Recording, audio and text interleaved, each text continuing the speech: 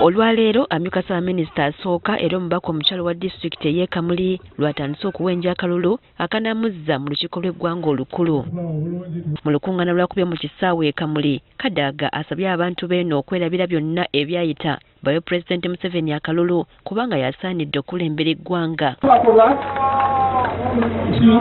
Mwakosebwa, nzena nakosebwa, aye bwe twali tukola homecoming lwaka tujja kuba mupadde ayenale.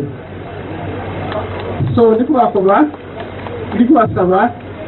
tukirizaganye tukolewo closure ku bintu eby'ennyuma tulinga eyetuli kujja. Eno Minisita omubeezi w'ebyamayumba Pacis Namuganza gy'asinzidde n'ategeeza nga bw'agula ekirowoozo kya Kadaga okuwenyeza Pulezidenti Museveni akalulu n'asambajja byonna ebyogerwa nti Kadaga takyakkirizibwa kutambula mu bitundu bya Busoga eby'enjawulo. Abo ababeire baliko bantu toli supposed kutambula beyond Kamuli.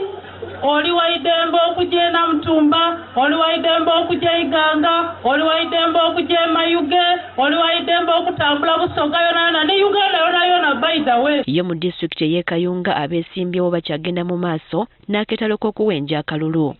Margaret Babirye avuganya ku kifo ky'omubaka omukyalo wa disitulikiti ey'e Kayunga. Asibye mu byalo eby'enjawulo mu muluka gw'e Namirembe mu ggombolola y'e Busaane Kayunga n'ategeeza abalonzi nga bw'agenda okubakiikirira obulungi nga taliimu kyekubira yenna. Ndi mukyala ali independent. Kitegeeza nze ngenda mu parliament sinaagenda kunfuga. Ye Harriet Nakwedde mu Nanup asibye mu ggombolola y'e Nazigo ng'atalaga okuwenja obuwagizi bwe.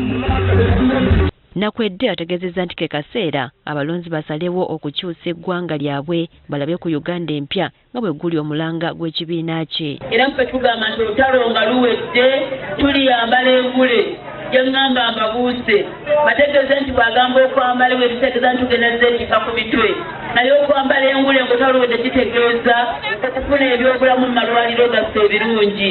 Ekifo ky'omubaka omukyalo wa disitulikiti ey'e Kayunga kivuganyizibwako abantu 8 abaagala okusuuza eyaliko minisita omubeezi ow'eby'ettaka Entebbe Aida Nantaba Elios.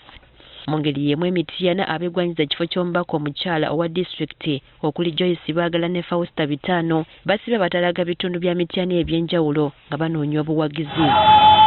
Nga tannaba kugenda mu kakuyege Baagala asoose kusiima bannamityana okumusaamu obwesige mu kisanja ekiwedde n'abasuubiza obutabaswaza singa bamuzzayo mu paalamenti. Ebintu bingi njagala kubebaza yenna olw'olugendo lutambudde mu kisanja kino kyetugenda okumalako.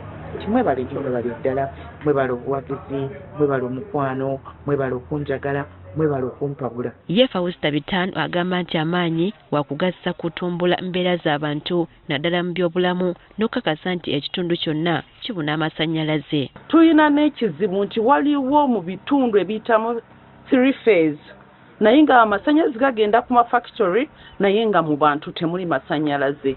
Bo bannakibiina Kinyupu mu disitulikiti ey'e Lwengo kakuyege waabwe basalawo okumukubira wamu era nga akawungeezi k'eggulo lwe bamutongozza.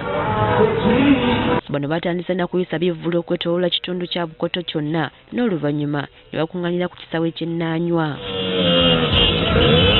Disitulikiti eno erina amasaza 3 okuli Bukoto Midwest, Bukoto South wamu ne Bukoto West. Enteekateeka enewomeddwamu omutwe eyaweebwa kkaadi ya Nuupu ku kifo ky'omubaka omukyalo wa disitulikiti ey'e Lwengo Asmat Nabalamba akakasizza abantu nga bw'agenda okukola okukuuka ejjembe okulaba nga disitulikiti y'e Lwengo etebenkera mu mbeera zonna. Abantu b'ennaanya mukimanyi emyaka 2 tetufunangako mubaka atuusa ddoboozi yammwe mu paalamenti. Abalala abadde mu lukuŋŋaana luno kubaddeko avuganya ku bwa ssente wa disitulikiti ey'e Lwengo Abbas Kizza, avuganya ku bubaka bwa paalamenti owa disitulikiti ey'e Lwengo Christine Namuyanja, avuganya ku bubaka bwa paalamenti bwa Bukoto South Hakimu Kizza Sawula ne bakansala ab'enjawulo. Mu mbeera eno avuganya ku ntebe ya disitulikiti ey'e Lwengo ku kkaadi ya Nuupu Kizito Abbas ategeezezza ng'essira bw'agenda okuliteeka mu kutumbula ebyenfuna ebya bannalwengo byonna. Famire muye kune emyoga mwaka ku mwaka lwaki ssente z'abakazi baziwa basajja, lwaki ssente z'enkulaakulana baziwa abaakulakulana edda, lwaki enguudo zifaanananga bwe ziti ate ne bateewanirako mufeffe tuli mu kintu. Olwaleero lwe lunaku olwokuna bujanga kakuyege w'abaagala okwesogga olukiiko lw'eggwanga olukulu atandika.